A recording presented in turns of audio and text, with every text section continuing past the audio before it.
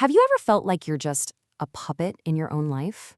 Well, today we're going to dust off a really powerful, kind of forgotten philosophical concept called alienation, and we're going to see how it can help you cut those strings and actually start owning your life. You know that feeling, right? Like you're on autopilot, just a passenger. You're there, sure, but you're not really in the driver's seat. It's this weird, potent mix of feeling powerless, maybe a little indifferent, and this nagging sense that things are, well, meaningless. So, there's actually a perfect word for this feeling, but somewhere along the way, we kind of lost it. So, today we're on a bit of a rescue mission to bring it back. And that word is alienation.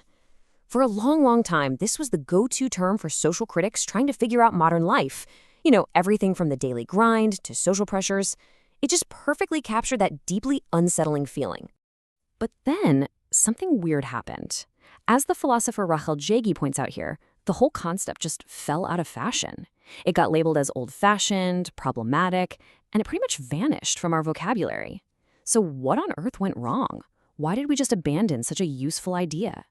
Well, the answer actually lies in this one single, kind of flawed idea that was sitting right at the heart of the original concept. The big culprit? A little thing called essentialism. See, the old way of thinking about alienation was all based on this belief in a single, true human essence. So being alienated meant you were somehow cut off from this authentic, real self. Thinkers like Marx and Rousseau, they kind of built their big ideas on this notion of a natural human state. But that foundation completely crumbled. Philosophers pretty quickly realized that trying to define one single true purpose for all of humanity is, well, it's impossible. Life is just way too complex for that. And when that idea of human essence fell apart, the concept of alienation basically got thrown out with it, which honestly was a huge overreaction. Okay, this is where our rescue mission really kicks into high gear, because Rahel Jaeggi comes along and offers a brilliant way to rebuild the whole concept of alienation, but this time on a much, much stronger foundation. She uses this phrase that at first sounds totally paradoxical, a relation of relationlessness. I know, it sounds like a riddle, right? But it is an absolutely brilliant way of reframing the entire problem. Okay, let's break this down. So what Jaeggi is arguing here is that alienation isn't about having no relationship with your life. It's about having a broken one. The connection is still there, but it's deficient. The quality is just poor. So you're not totally cut off from the world. You're just connected to it in a way that feels wrong and hollow and completely powerless. And here's how this actually plays out in real life. So you're connected, you go to work, you see people, you do things, but that connection feels distorted. Maybe you're only doing your job for the paycheck, or you feel completely trapped by your social obligations. And what's the result? That all too familiar cocktail of powerlessness and meaninglessness. That's what a disturbed relation feels like. Now, Jaeggi's idea, brilliant as it is, didn't just come from nowhere. It actually builds on the work of a couple of philosophical giants. So on the one hand, you've got Karl Marx. He pinpointed alienated labor, that feeling when your connection to your own work is broken and you just become a powerless cog in a giant machine. And then on the other hand, you have Martin Heidegger. He focused on inauthenticity, losing yourself to social pressure and just doing what they say you should do. In that case, your connection to your own individuality is broken. See?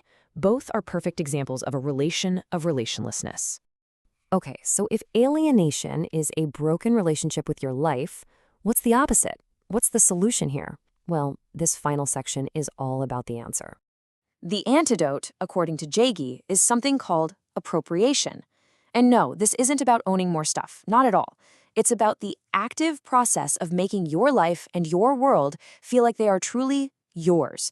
It's a process. It's something you do, not something you just magically find.